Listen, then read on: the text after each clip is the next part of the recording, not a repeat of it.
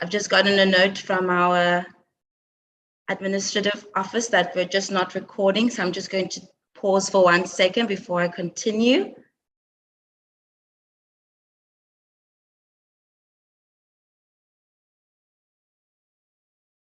Right. Apologies about that. Welcome again, everybody, to our Blue Finance and Innovation webinar.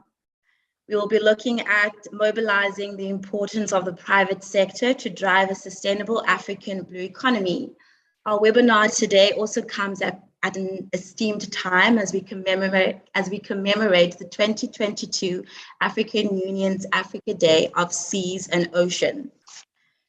Our African priorities and strong commitments to enhance its ocean agenda is also reflected in the Decade of the African Seas and Oceans, which launched in 2015 to 2025, as well as the African Union's Blue Economy Strategy that was adopted in 2019, and the more recent work with the high-level panel of the UN Ocean Conference, which concluded this year at the 1st of July. Sbe is an independent public policy think tank based in South Africa, and we also work regionally and globally. And I would also just like to mention that our institute publishes a wide range of policy papers within the focus of blue economy, but also other priority themes. And we do encourage our audience to have a look at our website, as our research is freely available to download. Just some basic housekeeping rules before we commence with our webinar. We have 5 panelists for today, and they will provide us with a brief presentation. And then that will be followed by some discussion time where we'd be able to engage. And we also invite our audience to pose any questions that they may have for our panelists. So to begin, to our panelists, if I leave out any information, please feel free to add any additional information. Our first speaker who will provide our opening remarks is Bernice Mclean, who is the Head of Industrialization at the African Union Development Agency, also known as AUDA-NEPAD. She's also the head of the Blue Economy Program. Our first panelist will comprise of Ubukun Adevumi, who's increasingly worked on ocean research and development projects at the global, regional, and local scales. His most recent work has been with the Global Ocean Accounts Partnership.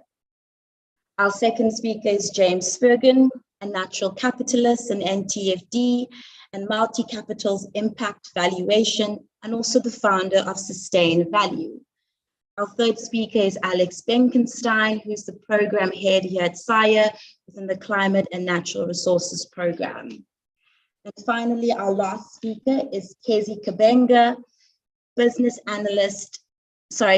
environmental analyst for the Tanzania National Business Council.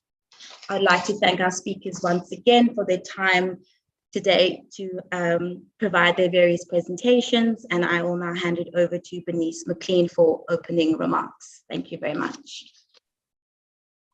Thanks very much, Simone. Just to check that you can hear me okay? Great, okay, thanks so much. And also just to mention that thankfully over the last couple of months, I've managed to hand over the portfolio of Head of Industrialization to enable colleagues, so now I'm focusing primarily on the economy. So with those formalities out of the way, I'd just like to start by thanking Alex and Sbe for the invitation to participate in this really interesting event on blue finance and innovation. As Simone has briefed, the AU during its 22nd summit in 2014 designated the years of 2015 to 2025 as the Decade of African Seas and Oceans. And the date of today, the 25th of July, specifically as the African Day of Seas and Oceans. So it is really a pleasure to come to you from the African Union Development Agency, the implementing agency for development on the continent, to address you today and to commemorate this 2022 Africa Day of Seas and Ocean, and to engage with the really exciting and illustrious lineup of speakers in what promises to be a very interesting discussion on mobilizing the private sector for a sustainable blue economy. So I think most of the panelists and participants here know by now that Africa is the richest continent in terms of its natural and human capital. And now the challenge is really to unpack this potential in sustainable and equitable ways.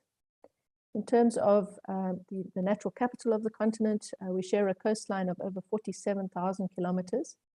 And just one specific component of blue economy, the maritime transport, transports approximately over 90% of Africa's imports and exports, and is continuing to expand in terms of volumes of goods transported. So now more than ever, it's become imperative for Africa to look towards its seas, oceans, and inland waters, which are all incorporated into its blue economy, for food security, connectivity, innovation, trade, and nature-based solutions for its future.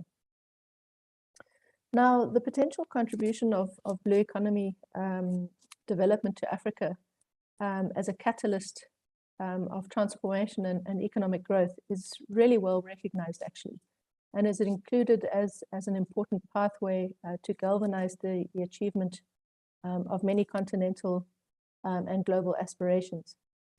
Indeed, the first aspiration of our overarching continental strategy, Agenda 2063, for a prosperous Africa based on inclusive growth and sustainable development, encapsulates the huge opportunities around Africa's blue economy to change the narrative for the continent as an engine for socio-economic development and industrialization. The imperative for Africa's blue economy is also outlined in a number of other continental frameworks, such as the 2050 Africa's Integrated Maritime Strategy, or AIMS, the African Charter on Maritime Security and Safety and Development in Africa, or the Lome Charter, and a number of other continental strategies and frameworks on trade, environment, infrastructure, climate change, and the like. Now, to guide the continent specifically towards sustainable blue economy development in a really intentional and targeted way, the African Union Commission launched its comprehensive blue economy strategy in February 2020. And it's important to note in terms of this webinar that blue financing and innovation for blue economy development are one of the cross-cutting areas of intervention for the blue economy strategy, and is seen as a way to strengthen blue governance and institutional changes through a quest for coherence and innovation, including blue financing. Not only in the blue economy strategy is this seen as an imperative, the critical role of the private sector and the necessities to establish productive partnerships to drive a sustainable blue economy are also very well encapsulated in the African Union Development Agency's Blue Economy Program. And this program was developed to support member states and regional economic communities to domesticate the blue economy strategy and to design and implement their blue economy initiatives.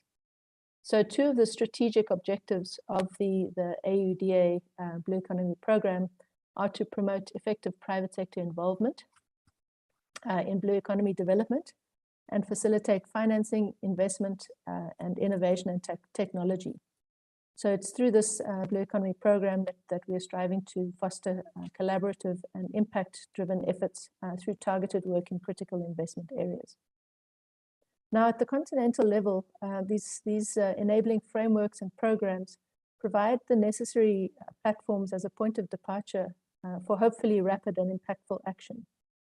A critical component in blue economy development and the successful implementation of the policy frameworks that are put in place by regions and countries relates to their ability to raise finances and investment and to engage stakeholders in meaningful partnerships to achieve this.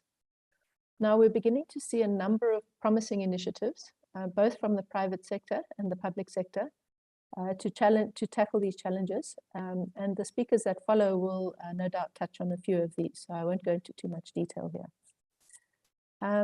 Worthwhile mentioning is that globally the market is beginning to see the emergence of diverse instruments for blue finance among investors, among financial institutions and issuers, and including an interest in blue bonds and blue loans that ring-fence funds exclusively for blue economy projects and for sustainable use and protection of critical aquatic resources and ecosystems.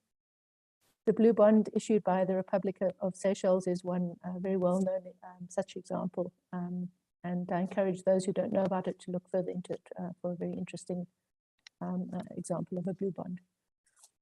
We're also seeing innovations, I think, at the global level to adopt and implement industry standards and guidelines for blue bonds and for blue loans, such as the Sustainable Blue Economy Finance Principles that were launched by the IFC in 2018, and a little more recently, their new guidelines for financing the blue economy. So I think while more consideration is needed on the applicability and a domestication in Africa, specifically with Africa's emerging economies and blue economy investment opportunities and project eligibility criteria, these efforts will provide essential lessons from the global level for Africa for consideration by our member states and private sector partners. Now, I think generating a healthy pipeline of bankable blue economy projects is really a significant but worthy challenge that we need to face. And this will require strong collaborations between the private sector and influences from African governments. Private sector involvement in the blue economy is essential, right from research, design, deployment, operation, etc. And public-private partnerships are critical to move Africa's blue economy forward, working within well-defined principles and a framework for blue economy investing and financing. Now, I think of particular importance will be to recognize the essential contribution of the component of Africa's blue economy that is the micro, small, medium enterprise component.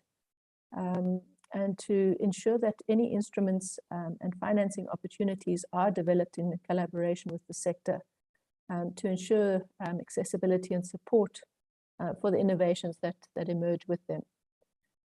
Again, I think you'll hear hopefully from some of the speakers shortly about some of the more recent efforts to support Africa's SME sector within the blue economy space. These are new initiatives and very exciting and will hopefully have very impactful, positively impactful results. So now I think over the last couple of years, much of the global landscape has changed really in ways that were inconceivable prior to COVID. We've seen obviously the far-reaching impacts of the multiple shocks that were the COVID pandemic, and the ongoing economic and food insecurity crisis, extreme weather events and disasters, and more recently, the conflicts in the north. So these, I think, continue to dramatically disrupt lives, communities, and economies through interruptions of supply chains and the like. So now more than ever, we need healthy oceans and coasts to continue to provide key ecosystem services and resources that are critical for our continent's sustainable future, and the partnerships and innovations to overcome the existing emerging shocks and challenges. So as Africa's decision makers, our citizens, our private sector and partners mobilize to build forward, productive partnerships and innovations can really provide a critical avenue for all stakeholders to have a voice in the development of our blue futures. So without further ado, I'll just conclude by reiterating the interest and intention of AUDA as the Continental Development Agency in building further collaborations to implement the shared vision that we have towards the development of Africa's sustainable blue economy, towards a resilient and more secure future for our continent and our people. So thanks again, Saya, and I look forward to hearing the next speakers. Thank you. Great, thank you very much, Bernice, for that insightful opening remarks. I'm going to hand over to Ibukun as our first panelist. Well, thank you very much, Simone, and thank you for setting the stage, Bernice. And of course, you've already echoed some of the issues I intended to touch upon, but regardless, I will proceed. I mean, like Bernice already mentioned, finance is one key lever to deliver the continental transformation that Africa seeks through sustainable blue economy, as is amplified in the various high-level documents, including the African Integrated Maritime Strategy, the Africa Union Agenda 2063, and the African Union Blue Economy Strategy, including others. And we have to know that the long-standing case for an investment-led shift of this kind has only deepened since the COVID-19 pandemic.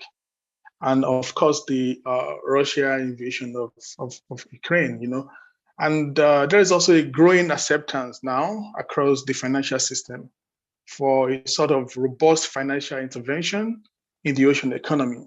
So now looking at the various commitments announced by governments, financial institutions, and NGOs during the just concluded UN Ocean Conference in Lisbon gives that as an affirmation.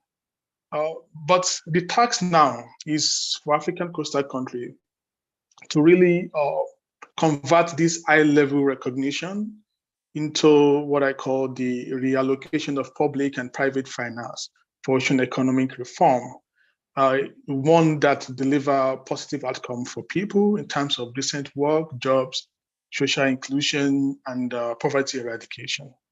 So when we try to mobilize a private investment in ocean economy in Africa, we need to ask ourselves, what should African countries do? What must they do to make sure that this comes to fruition? And I would like to situate it this way. First, I think climate change must be at the heart of a sustainable blue economy in Africa. If we are to harness the potential of the private sector and their contribution to blue economy in terms of finance. Because we can see that from the beginning, really, financial policy and practice have been at the heart of just transition, climate change just transition. And in fact, the International Labour Organization has developed some sort of guideline, I think in 2015, which points to a range of public finance priority for governments, from microeconomic strategy to industrial, regional, and educational policy. But now, for Africa to really leverage the potential of the private sector, so just transition principle must be integrated throughout every African country's blue economy, either strategy or action plan or policy. So African countries also need to really, finance ministers, for example, needs to really deliver their annual budget and long-term financing plans in tandem with the financial requirement of the blue economy.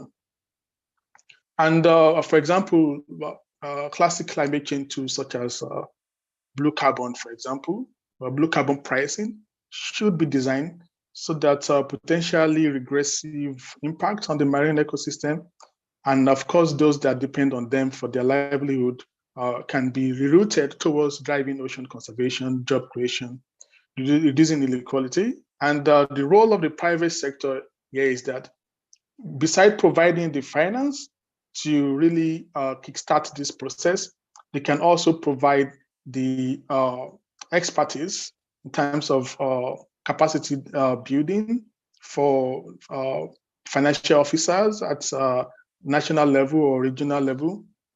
They do have a lot of experience, particularly with green economy or green growth. So they can also governments at national level can borrow some leads from the private sector's experience in this area. And also, there must actually be a need to establish a dedicated blue economy fund. Long-term public finance is actually needed to make sustainable economy development a reality in Africa. That is a fact. And as well as really redirecting existing government spending to deliver both environmental and socio-economic goals. So the establishment of a dedicated Blue Economy Fund can help government focus on this. And where will the fund come from? This is also an area where we will need the private sector, with that, besides their experience in putting ecological funds together and devising different innovative financial mechanisms, including blue bond, debt for nature swap, all these innovative financial. The private sector can also give some sort of guarantee to governments, as we have seen played out in Seychelles, where the guarantee for the blue bond was kind of procured by an NGO, which is still from the private sector. So talking about public-private partnership to finance ocean data. So alongside the emerging public finance efforts, I think private financial institutions also started recognizing their responsibility gradually for supporting the blue economy.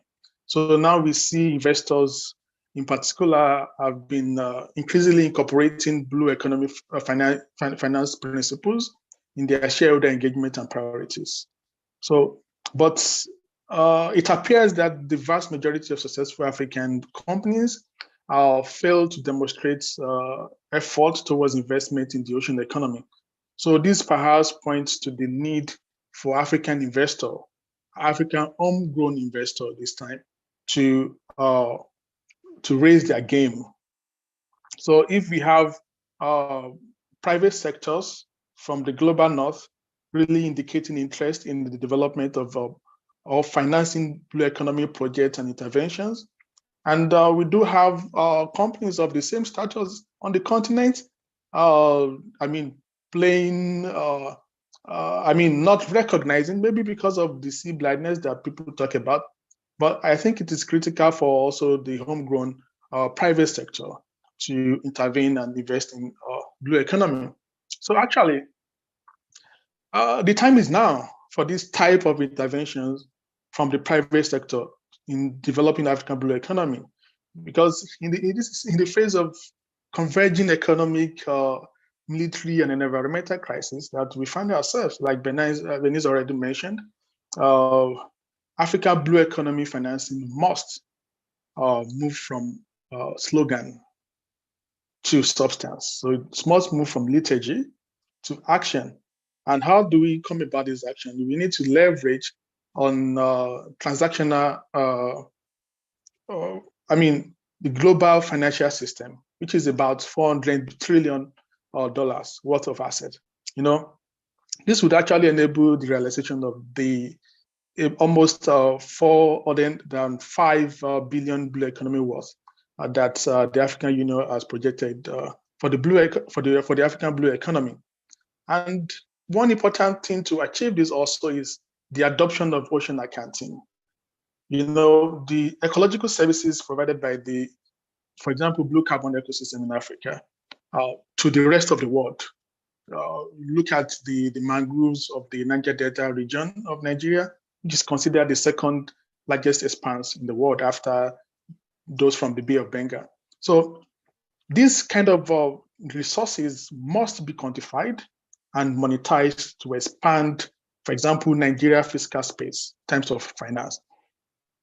And the private sector has really gained a lot of experience in this, particularly from their engagement with natural capital accounting. They can help Nigerian government, for example, to carry out some sort of ocean accounting, or to audit their mangrove forest and determine the exact value of the carbon sink that they provide, and also to help, their potential to store greenhouse gases, And this natural capital should be paid for via innovation blue or green bond climate financing mechanisms such as the Green Fund and the Blue Bond. So suppose a country can continuously measure its stock of ocean resources. So in that case, it can monitor the use of the ocean resources and thereby be able to design policies that will result in higher well-being and without destroying the assets. And ocean accounting actually can help to ensure transparency in reporting investment performance in the ocean sector. So it is sort of monitoring the progress and kind of checkmating or benchmarking the outcome and output of investment in the ocean sector, because indicators would be developed using the ocean account, and this indicator would serve as as the tool to really do the monitoring.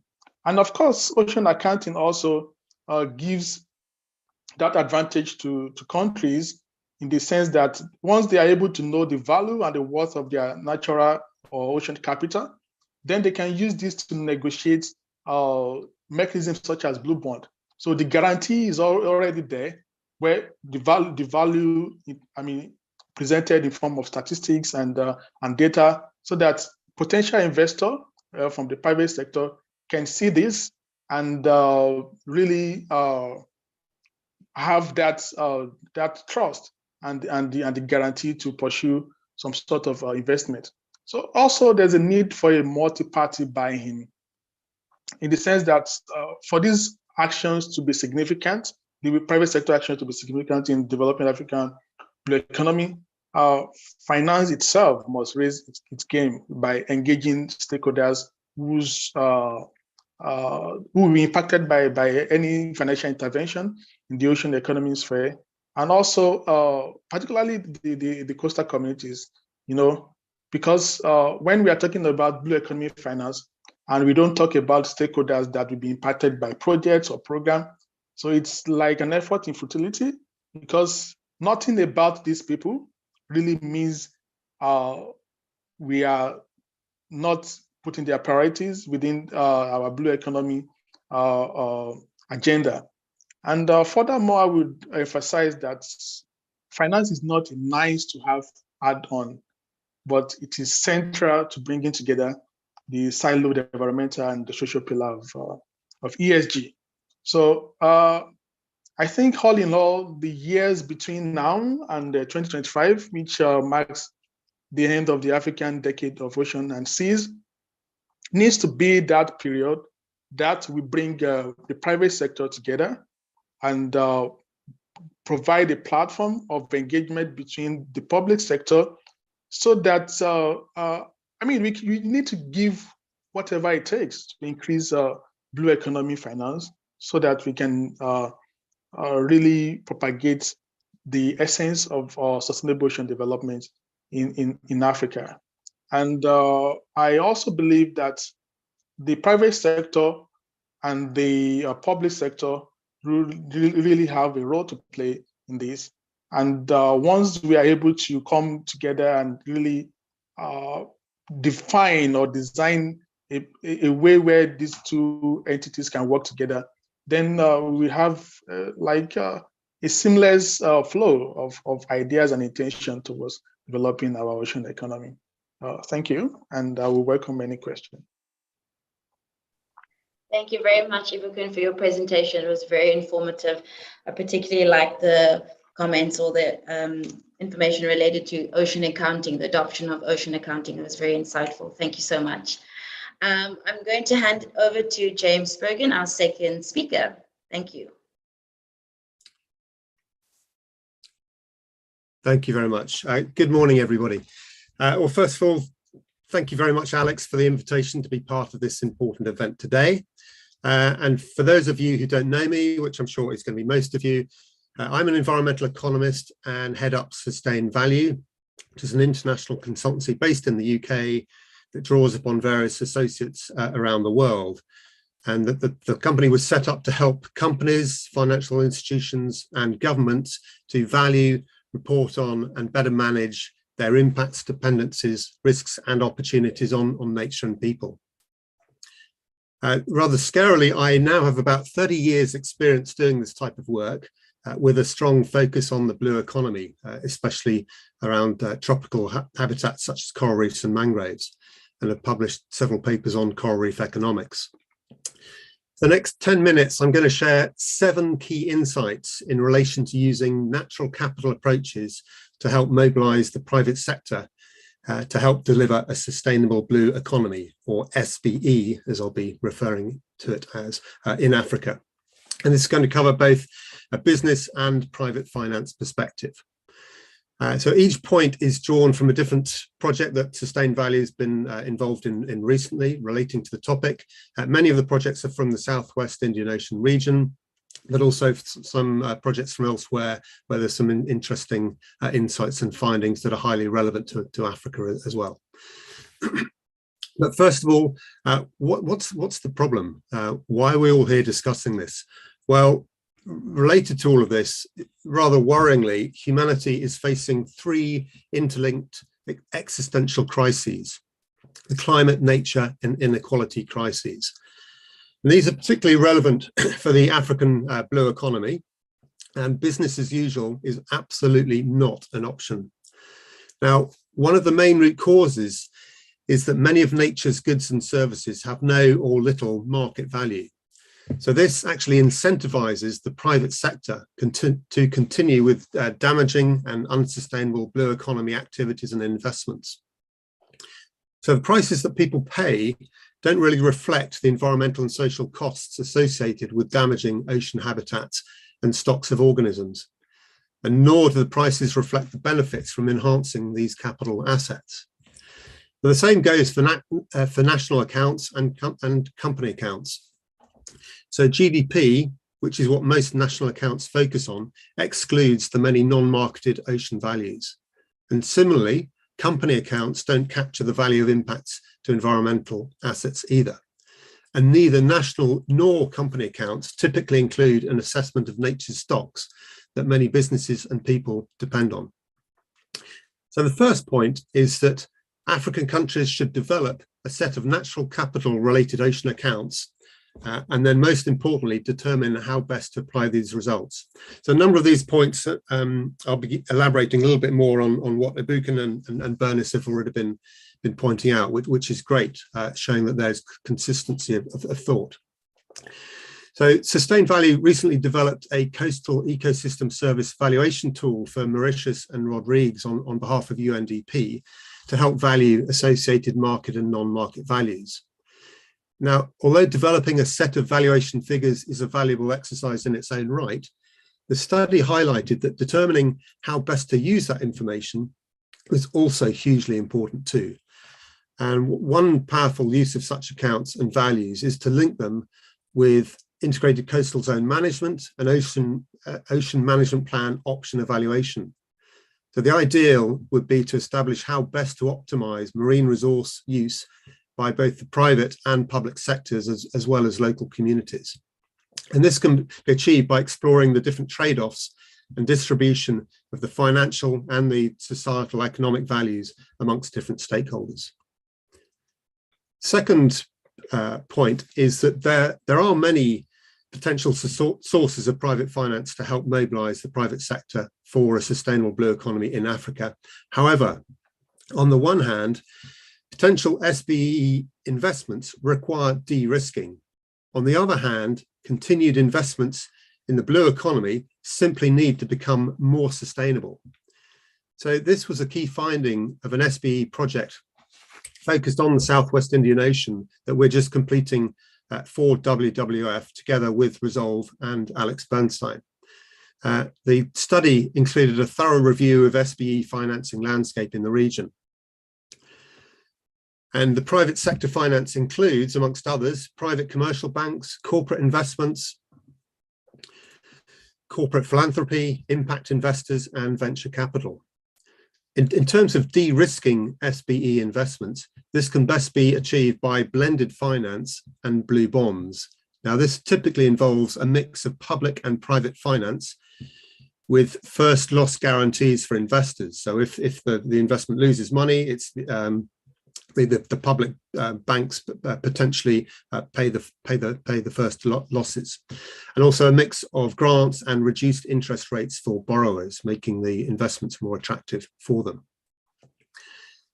In terms of exerting pressure on investments to be more sustainable, there's plenty of excellent guidance coming out of UNEP FI on that, and IFC. For example, IFC's performance standards still remain a good way to ensure bank project finance is relatively sustainable. Oh, sorry, just my notes have moved on a rather bit too far, so I lost my train. Excuse me. So the third point is that countries should develop appropriate natural resource damage assessments and payment for ecosystem service mechanisms that better incentivize sustainable practices from businesses. A project that we recently completed in the Middle East for a government ministry involved developing a marine damage compensation approach for all types of incident. This ranged from oil spills to coastal developments that impact coastal habitats and kill or injure iconic organisms, with resulting penalties going into an environment fund to pay for habitat and species restoration. Now, adopting this type of mechanism should help incentivize private sector and individuals to consider and protect marine resources in their activities.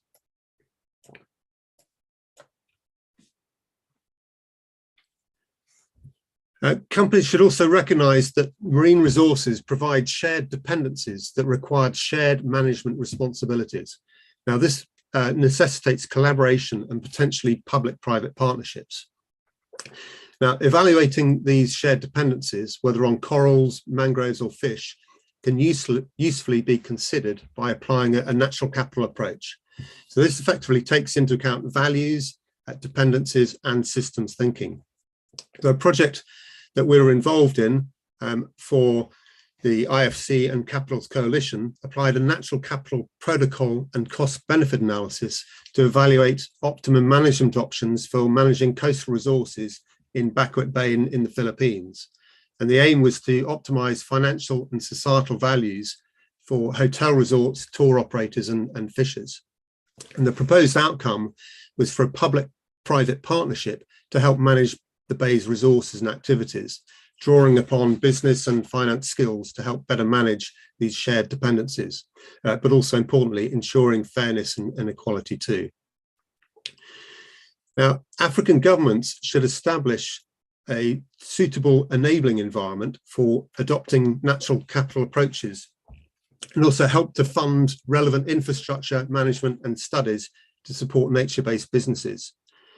At this point became apparent in another study we helped undertake on behalf of the IFC and Capitals Coalition, working with INSICO and Resolve, where we applied the IFC's Natural Capital Readiness Diagnostic Tool and the Natural Capital Protocol to identify potential sustainable tourism-related investments linked to natural capital in southwest Madagascar. Again, a broad landscape and seascape systems approach was important to consider all the different underlying investments that could help this undeveloped region make the most of its natural capital in a sustainable way. In this case, various investments in road and sea access, water supply, and site management plans were deemed necessary to help catalyse wider private sector investments and activities. There's also a growing number of financially viable marine business models which are nature positive. Many of these involve blue carbon, but also require multiple revenue streams to ensure financial resilience. So tapping into the climate finance space and linking it with nature-based solutions is key. This was a core finding of a recent project we undertook for the RS Group, a family office based out in Hong Kong. The project investigated marine nature-positive business models throughout Southeast Asia. And the aim was to help to inform the development of a nature venture builder in the region, which would help to provide business administration and technical support for startup and early stage nature-positive marine businesses. And the final point is that there are a number of new EU and international reporting requirements that are going to require companies and financial market participants to better account for their environmental and social impacts, dependencies, risks, and opportunities. And these are going to be hugely relevant for companies operating directly or indirectly along their value chain in the African marine ocean environment. And they very much align with the UNEP FI and UN Compact SBE principles. So we're currently undertaking a few strategic advisory studies for companies and financial institutions, investigating the potential implications to their businesses of these requirements. And there's a range of initiatives, which I can go into in more detail in the discussions if interested, which include things like the TNFD, the EU taxonomy for sustainable investments, the EU's Corporate Sustainability Reporting Directive, the International Sustainability Standards Board, sustainability-related financial disclosures, and the Sustainable Finance Disclosure Regulation. So a huge amount of activity going on, which is going to force businesses and finance sector to take more account of their impacts and dependencies. So on that note, I'll conclude, and yeah, look forward to any questions to further elaborate on what I've said. Thanks very much. Great, thank you so much, James, for your presentation. I also would like to remind our audience that we will be having a discussion time where you can ask our panelists any questions, so please do remember that. I'm going to hand over to our third speaker, Alex. Thank you.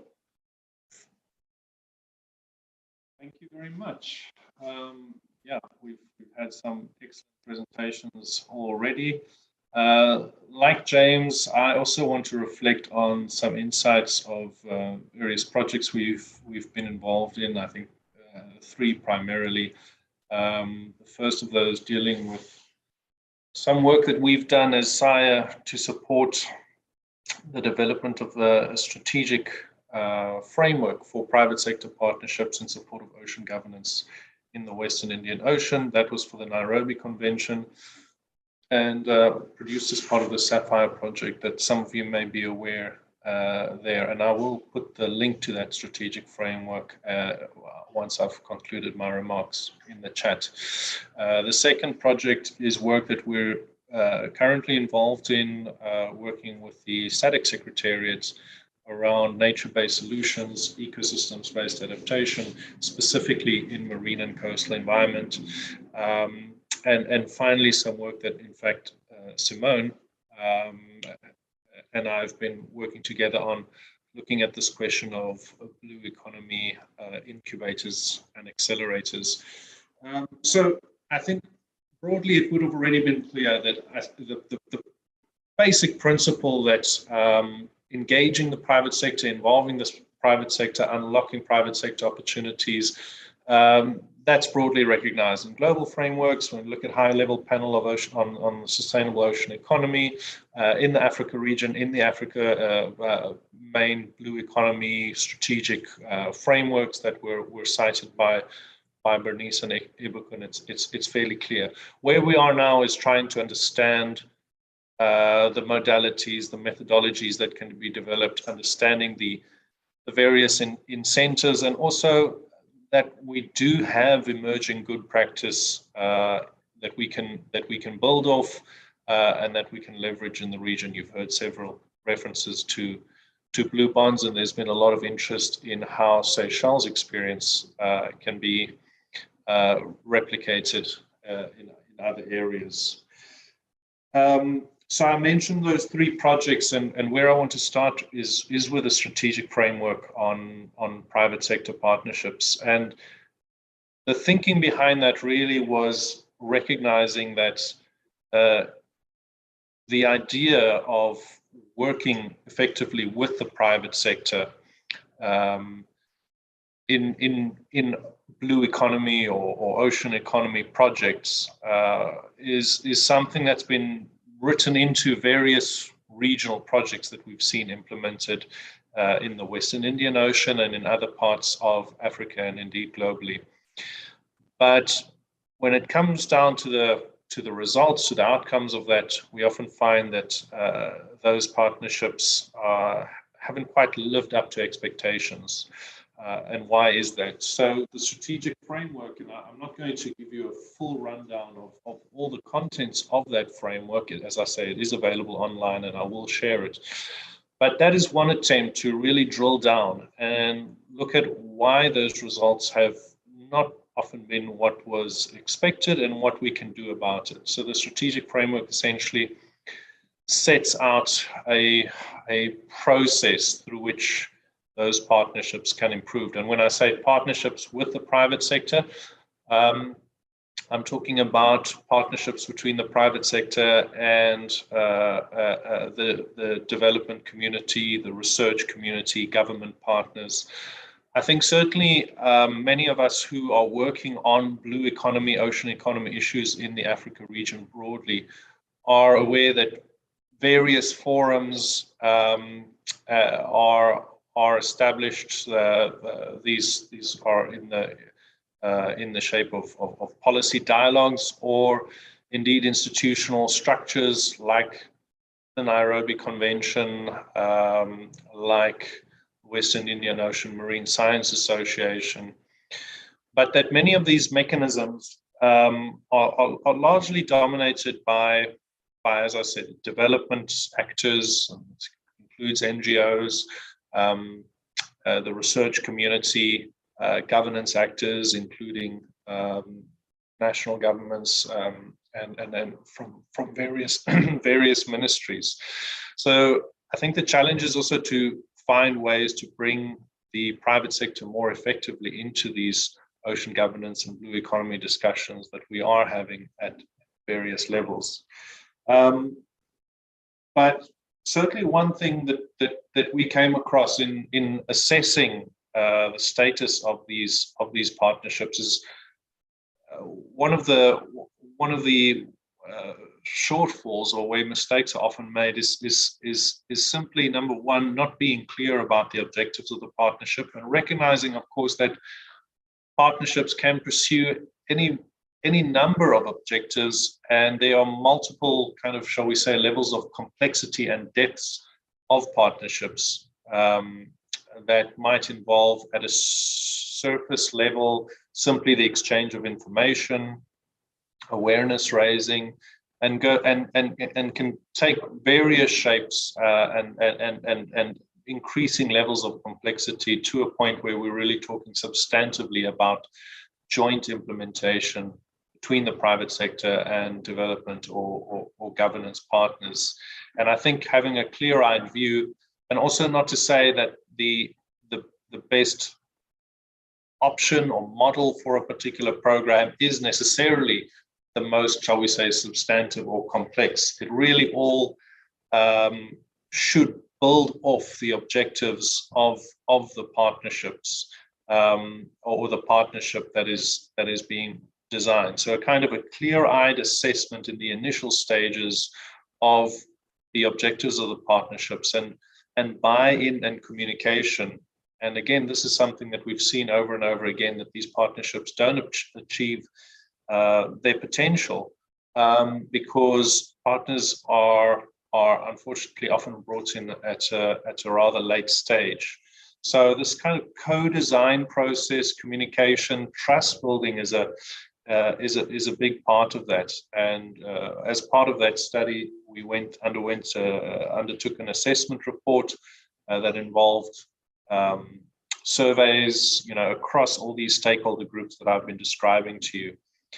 And as you can imagine, in a very broad level, there are, we all have our world views that we operate out of. And I think there are some assumptions, some biases that sometimes creep into our thinking, sometimes from a developmental partner or a government partner, stakeholder perceptions about the private sector. Similarly, within the private sector, perceptions about governance and development partners. So it's uncovering that, it's digging deeper, and it's recognizing that in many cases there is a lot of investment in trust building that needs to be made at the early stages to lay the foundation for these partnerships. But as I said, one of the key findings of that process was recognizing that this critical role of a platform for engagement, for dialogue, that really in a fundamental way involves the private sector. Also so that we can identify and celebrate and raise awareness around some of the emerging good practice, some of the things that are working, and have that form the basis for further collaboration. So that framework, or that initial exercise, suggested the idea. Remember that this was a project in the context of the Western Indian Ocean region. I'm not sure how familiar all our participants will be with, but we're talking about basically the eastern seaboard, so everything from Somalia down to South Africa, including the island states, of course, the Western Indian Ocean region. What had been suggested there was to an initial idea around thinking through a structure that would be appropriate, recognizing, of course, that within the constraints of that project, it was a little premature to kind of go into the minutiae of what that panel would look like. And we've also got to be careful. There are already a lot of mechanisms, institutional platforms that are operating in the region. So we really need to do a more careful assessment. But the idea of a Western Indian Ocean Blue Economy platform. Now, it's very exciting to see that there's a different project that is the implementation side of things. GIZ is playing a key role there. This is called the Western Indian Ocean Governance Initiative, Byog, and they've been doing some deep consultation and further work that had followed up from that initial work that we'd done, along very similar lines, also recognizing the importance of the private sector and thinking through how they could be brought in. So you might be seeing more of this in the future, but broadly the initiative that they're talking about is a multi-stakeholder initiative.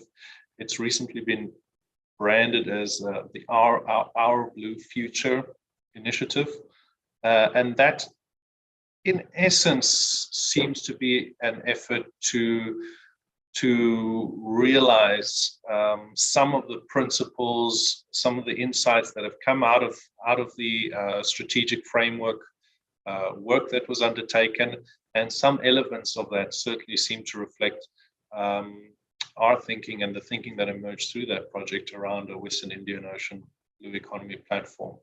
So there are things under development, and it's certainly very exciting to see that. And again, as I said, I will link that study. It does provide some kind of step-by-step recommendations for designing and implementing these partnerships.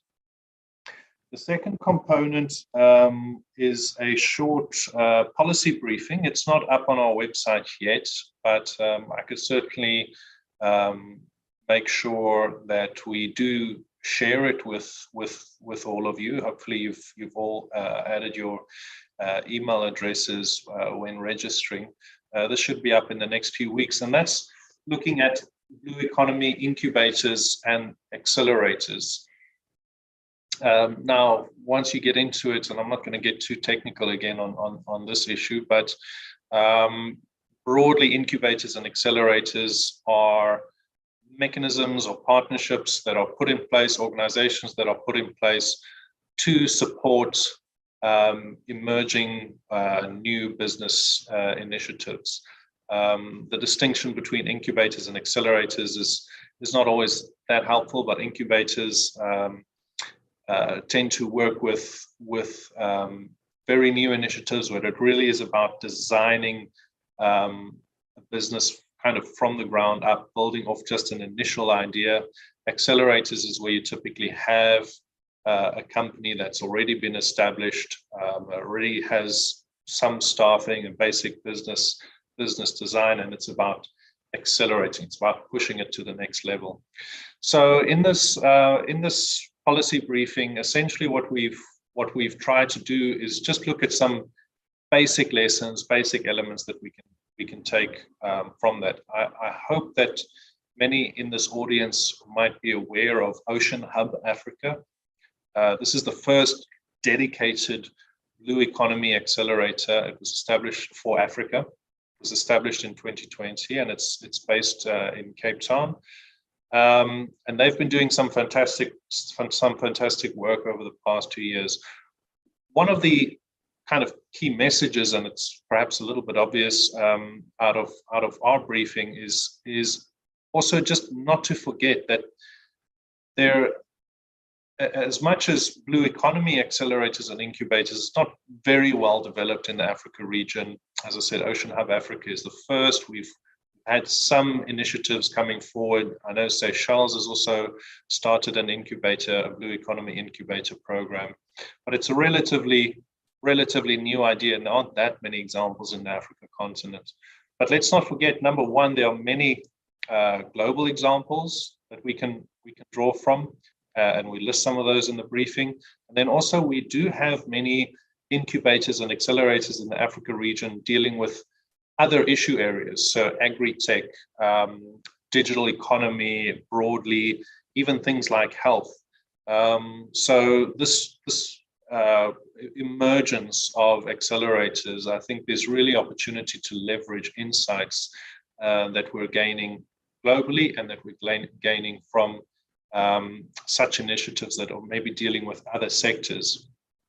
And broadly, I think the key insights here is that partnerships are absolutely key. What you'll see these incubators, once you dig down, essentially are, thanks Simona, we'll try and wrap up, essentially is bringing together a whole range of service providers. It's not just about providing finance, it's capacity building, it's business design, it's even IT support, even just a physical space, an office space that it can provide in those early stages of the business, and then connecting with investors and supporting and training about investor pitches and so forth. Leveraging also Blue Economy clusters. So the Blue Economy includes various sectors, shipping, aquaculture, and we're seeing the emergence of these cluster organizations to take advantage of the kind of overflow benefits, the synergies across these sectors. So trying to bring these accelerators into those existing cluster structures or co-design them together. I need to wrap up. So just quickly on the final point is to reference the work that we've been doing on nature-based solutions, ecosystems-based adaptation in the marine coastal environment. And I'm not going to go into too much detail, except to say that we're busy with a project at the moment that is trying to draw out lessons and develop a community of practice in the Southern African region. And that builds off some work we've done a few years ago as well around looking at what's being done on the policy level, but also on the practice level in terms of designing and supporting adaptation in coastal communities by protecting and restoring ecosystems. So keep an eye out for that. Do reach out to us if it's an area of interest. We're certainly going to be continuing to try and promote a dialogue around these issues. Sorry, I've taken advantage, Simba, and you've been waiting for a while. Cool. No problem, Alex. Thank you very much for the presentation. We are into the last 30 minutes of our webinar. Before I let Kezi present, I would just also like to mention that we will have some time for discussion, and we do encourage our audience to post any questions in the chat box. I'm also looking, and I see that there's been some requests to see Ubukun and Bernice's presentations, so we will certainly ensure that they are disseminated, as well as Alex's link for the Indian Ocean platform that's also been requested. So those links will be shared. All right. Let me introduce our final panelist. Kezi, over to you. Thank you very much.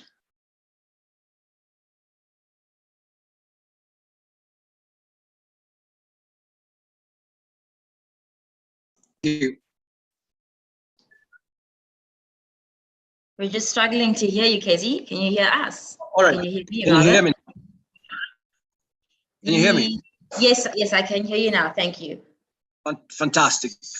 First, I'd like to thank Sai for inviting me, and I'll just I don't want to take most of your time, but I just have 2 minutes, 3 minutes presentation. So I think the issue is creating an enabling environment for the private sector to thrive in the blue economy. So how do we create this enabling environment? I think some of the speakers have highlighted that we need strategic frameworks. And I think some of the African countries have started developing policy frameworks. So I think this is a good start. So, but I think what efforts needs to be put in is in terms of developing facilitation frameworks that can really facilitate investors, private sector, the informal sectors to tap opportunities in the blue economy, information sharing type of facilitation center. So basically a one-stop center, a facility would be ideal. So if you look at in terms of creating a central portal where all the information is provided, all the business licenses, all the permits can be secured in one environment, and either it can be done physically or virtually. So that I think will create an enabling environment to get the private sector excited and to push more to start exploring these opportunities. So once we create these facilitation platforms, then I think we need to develop investment maps. And I think for us, investment maps could be a promotional tool, where you exactly pinpoint what is happening, what are the opportunities, and who is doing what, and where the private sector can really push in, can put more effort in terms of investment. So we haven't seen much of investment maps in terms of mapping ocean reserves, ocean opportunities. I understand we have, like in our country, we have developed a blue economy zone, but a zone in itself is not enough. So we need to dig deeper, show where exactly each opportunity for everyone and who are the key stakeholders participating, driving an impact, making an investment, and allocating capital. So I think that could really de-risk and make a private sector investment very, very easy to attract once they know the opportunity and they know where to push cash. Lastly, I think is the issue of I think access to finance will remain a key component in terms of attracting private sector investment into the blue economy. So how do we facilitate access to finance? We can have dedicated windows in commercial banks where government can agree that the monetary policy framework of their countries, where the central bank can say, okay, we want this amount of capital allocation from commercial banks to be lended to the private sector. So if we can have a conversation where governors can sit around and say, okay, we think our monetary policy approach will be inclined to allow lending to the private sector, let's say to be targeting blue economy space to be between 1 to 10% or 1-5%. I think we can start getting private sector capital, private sector investment going. As you're all clear, where it's a pretty risk ventures. If you don't have a well-established private sector, there's lack of coordination either between the public and the private sector. So lastly, I think as Alex has clearly highlighted it, I think we need more strategic dialogue platforms that can bring various stakeholders together to engage on policy, investment promotion, investment attraction, blue economy investment facilitation, financing, and de-risking. So all these issues, I think, will make a strategic impact in terms of attracting investment. So in terms of Tanzania, what we have done for this financial year, and this is my last note, the government saw an opportunity where they can create a mechanism where they can finance artisan fisheries in the informal sector to access fiber fishing boats through their cooperatives. So they have created a mechanism whereby 250 boats will be lended to artisan fishers so that they can access this infrastructure to transform their livelihood, to improve their earning potential. Also, there are other infrastructure investment that is going on, let's say developing ports specifically for fisheries, so at least to support offshore fishing, deep sea fishing. So we are seeing investment infrastructure that is being done by the public. We're also seeing investment to transform the private sector, like facilitating access to fiber boats for fishermen. So this, I think, is a starting point to unlock some of the investment constraint, put a bit of infrastructure, put a bit of soft infrastructure to get the fishermen going. So as the industry evolve, I think there'll be more space for everyone to find their space in the private sector and in the blue economy zone. I think those are my initial comments. I think, thank you. Great, thank you, Casey. That was quite a succinct presentation. We really appreciate your feedback. And once again, just thank you to our entire panelists for your presentations. They were really very insightful. I'm now going to open the floor to our discussion time. I am going to go through the question and answer box, and then I do encourage any of our speakers to answer, even if they're dedicated to a specific individual. I do encourage any of our speakers to answer once again. The first question is more broad. It looks at, or rather asks, what is meant by the term blue economy and blue bonds. And then a more specific question is directed to James. What coding standards are adopted for the identifications for the identification of locations, parties and value chains? And they're more thinking in terms of data exchange and interoperability. And another question regarding as if there are any possibilities of funding for these basic blue economy programs. So those are the three questions for now, and I encourage any of our panelists to answer.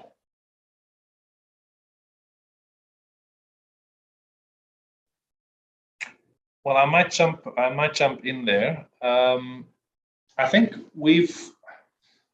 all the speakers have kind of started their remarks with some reference to the sustainable blue economy. But it might perhaps useful that we had that question to just kind of step back and reiterate what do we mean by blue economy. And I just very briefly want to talk to some key principles in the debate. The first is that you'll often see the blue economy just used as a shorthand to refer to maritime sectors.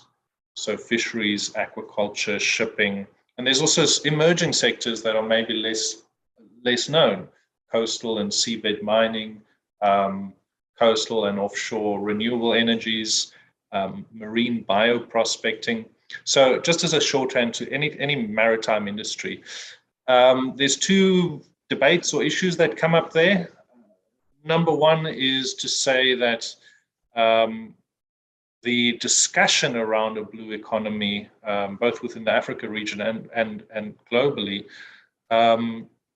you'll often hear the reference or the emphasis on sustainable blue economy. So there's the recognition that there is potential to for these ocean industries to provide a foundation for innovation, for growth, for job creation, but that we must also recognize that the ecosystems that support these industries and that support coastal communities more broadly are under stress and threatened by things like climate change, by things like overfishing or illegal fishing and habitat destruction.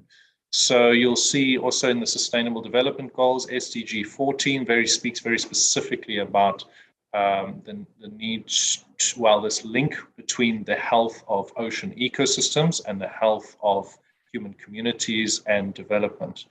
So that's the first one, is just to emphasize that when we're talking about the blue economy, we're not just talking about maritime industries. We are talking about a broader discussion around sustainability.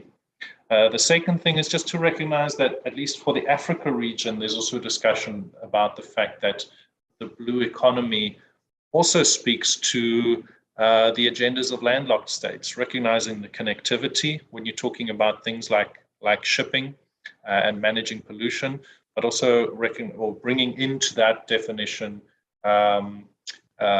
freshwater ecosystems, river, lakes, and so forth. So I think just kind of as a conceptual level, I wanted to point that out. There was also a question about whether my reference to the EBA community of practice for marine and coastal ecosystems was just for the Southern African region. In the context of that particular project and our immediate objectives through that project, it is a project we're implementing with the Southern African Development Community. But there is already material on the SIA website that brings together some insights that are broadly, I think, valuable for actors across the Africa region. And there are certain platforms and communities at a global level, like the EBA, global EBA community of practice. They don't focus necessarily specifically on marine and coastal. They look at EBA more broadly, but there are a lot of resources out there. And if you're curious about that, you're welcome to engage with me individually. The Great Blue Wall Initiative that IUCN is leading in the Africa region also is doing some more broader regional work on EBA and nature-based solutions, specifically in the marine and coastal environments.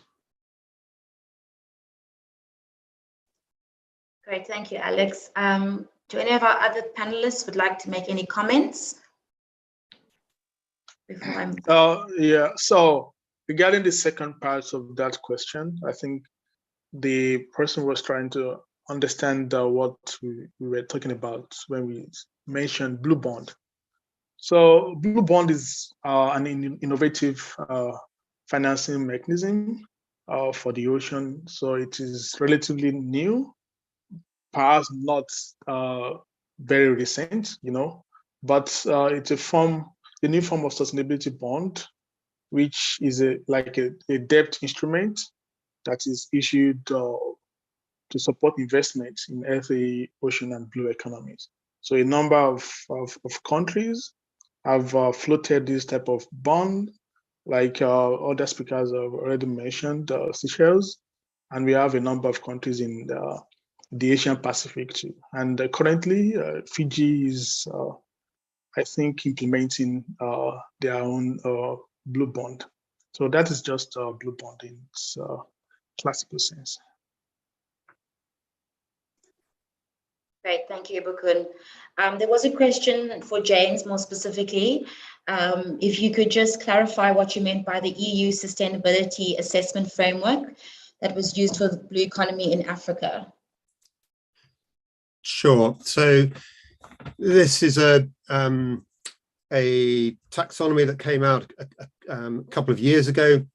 There is a range of different criteria which have been identified, well, effectively sort of environmental objectives, which different investments must need to conform to for the investments to be considered sustainable. So, and these include investments that deal with climate change mitigation, climate change adaptation, and in particular, the third one is sustainable use and protection of water and marine resources. There's also investments in a transition to a circular economy, pollution prevention and control, which can be related to the marine environment, and also protection and restoration of biodiversity and ecosystems. So it's an evolving set of criteria, which it indicates which businesses and business activities can effectively be called sustainable in terms of the investment. And it's pretty loose and broad at the moment. For example, natural gas is considered a sustainable investment at the moment. That's just an example. So I haven't looked in great detail at how it can be applied to Africa's sustainable blue economy, but surely it by further investigation into the detail, there's lengthy documents that set out a lot more detail around each of these environmental objectives, which can then be applied. And in theory, investment portfolios that claim to be sustainable will need to comply with these objectives. Great, thank you so much, James. I've just been informed that Kezia unfortunately has had to leave us. So he will not be able to answer any further questions. There's just another question that has popped up.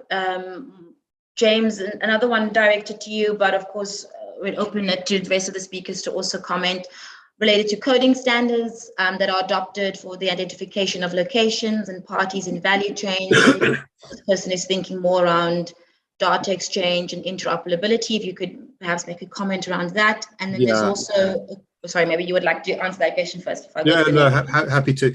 Yeah, it's a complex area and very much evolving topic at the moment. A lot of new work and thought is going into it. Again, it's not a subject I've specifically looked at in detail, but I am aware that like there's various coding standards going on for interoperability in terms of all the sustainability reporting standards that I mentioned, that the same is going to be needed for evaluating impacts along the value chain. The work that was I was involved in Southeast Asia, we identified a whole range of different technology companies, software as a service, IoT, Internet of Things type companies that were working exactly on this type of issue in terms of gathering data that's relevant. You've got various supermarkets, certainly in the UK, working with the likes of Google and Microsoft, developing technologies and approaches for this. There's a lot of work going on in this space, but I don't think I'm sure they haven't cracked it yet, and it might take a little while before they do. So I can't say much more than that, unless anyone else wants to jump in.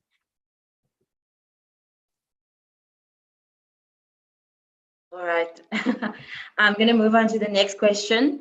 There's a question related to, is it preferred to create natural capital accounts on a national level? This particular individual has also mentioned they would like to emphasize the importance of surveying programs that need to be put in place within our blue or African blue economy inventory, such as the potential of fishing, aquaculture, mariculture, tourism, offshore energy, deep sea mining, and the like, and that we must also institutionalize marine spatial planning. The question is related to how far are we with such frameworks? Do they already exist? Shall I go on this? Or, sure. Yeah, okay, I'll have a go. So natural capital accounts absolutely can be undertaken at a national level, but they can also be undertaken at a smaller regional level or a site level as well.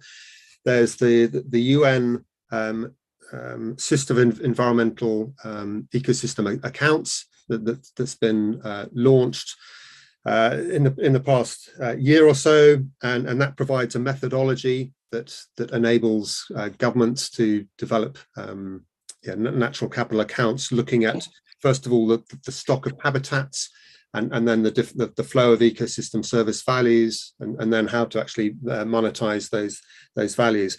So absolutely, a whole range of surveys are typically needed to be undertaken to ascertain which habitats there are, their area and extent, condition, but also the different activities that are being undertaken in and around those locations. So I think 50, 60 or maybe more countries have started to get underway with developing national ecosystem accounts along these lines. They're at differing levels of advancement.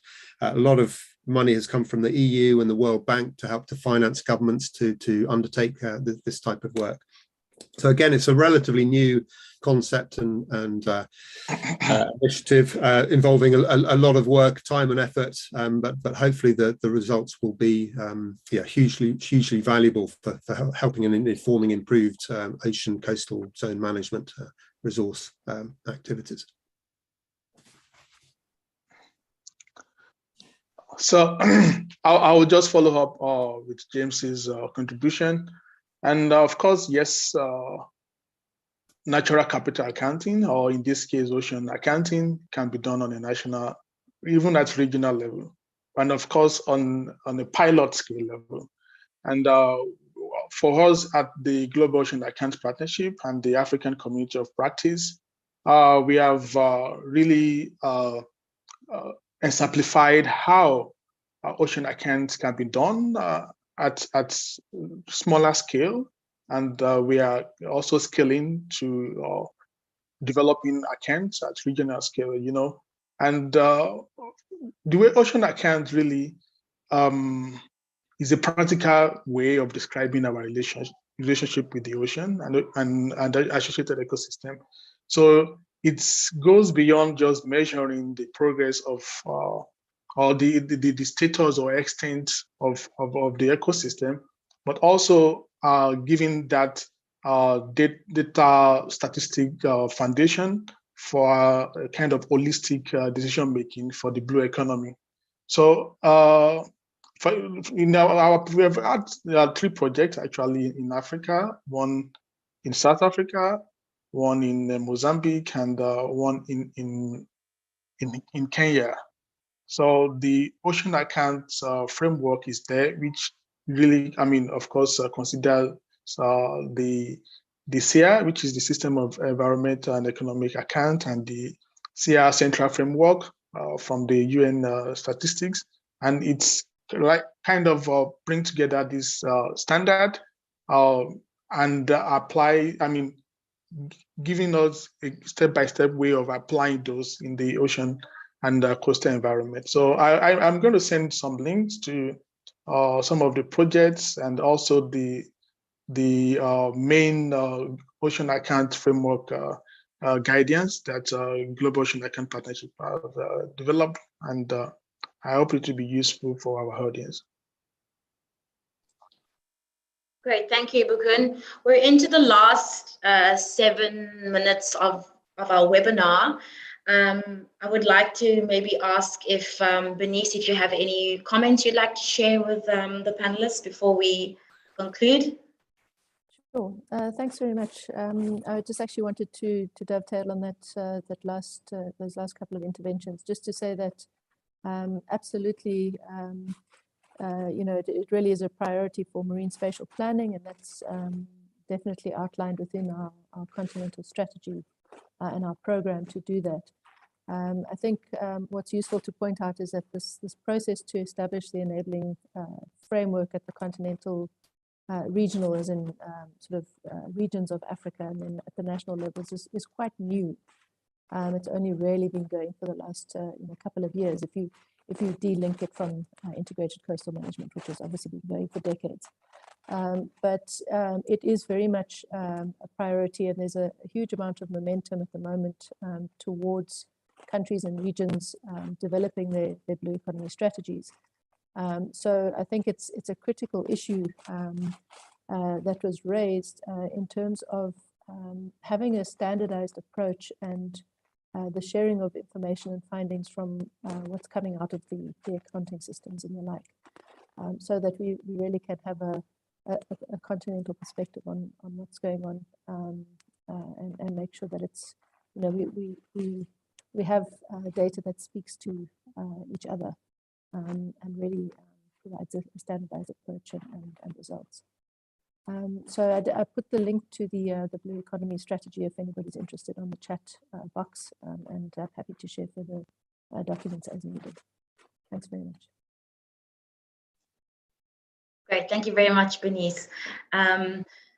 Final comments from our panelists before we conclude. Anything anybody would like to share?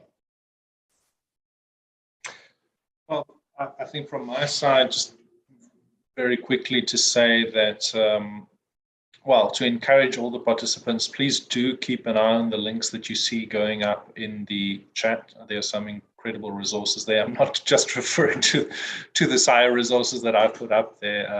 As you see, as you've heard, the Blue Economy strategy is up there, Global Oceans Accounts Partnership is up there. There is a lot of material that is available. And certainly we welcome further engagement. This talk itself will be posted up on the SIRE website and on our YouTube channel. So you're welcome to review any content there. If you felt you've missed something or you would like to follow up further, you can certainly reach out to us. I did see a question come up, quite broad, just speaking to the fact that oceans are, of course, integrated, oceans are global. So how is the Africa region, let's see, how is it framed? To what extent is there a need for Africa to link up with other nations and other continents regarding sustainability issues? Of course, yes. The short answer is yes, and I'm not going to review the total structure, but there is, in fact, quite a, I would say, well-developed structure for collaboration across countries, both at the sub-regional level. So I've mentioned the Nairobi Convention. We have similar structures, the Benguela Current Commission, for example, bringing together Angola, Namibia, and South Africa. And then African stakeholders are also very much linked into some of the global processes that I've described, and many more that are out there. There are regional fisheries authorities in which Africa countries participate, but also countries from from elsewhere in the region. We have the Indian Ocean Rim Association and other multilateral organizations that bring together countries that are explicitly integrating ocean governance and blue economy issues. And then, of course, there are also discussions happening through the UN and through other bodies that relate to, for example, governance on the high seas. So some of you might be aware that there's been a multi-year process that's kind of reaching its final stages, hopefully, around protecting areas, protecting biodiversity in the high seas, essentially. Technically, the term would be BB&J, biodiversity beyond national jurisdiction. And these discussions are very important. Some of you might have seen media references to further discussions around seabed mining and how that is being managed through the International Seabed Authority, obviously a very controversial topic. South Africa and other African countries have been involved in those negotiations. So I do think that there's such a wide variety of platforms and processes and institutions through which these are driven. Of course, then coherence and maintaining engagement and having the necessary depth to engage in an ongoing basis on these debates, that becomes an issue that we need to strengthen and pay attention to. But briefly, absolutely, I think there is recognition in the policy circles and in the broader research development, private sector community that, the oceans there's no hard boundaries in the oceans. It's all connected, and our responses need to reflect that. Great, thank you very much, Alex.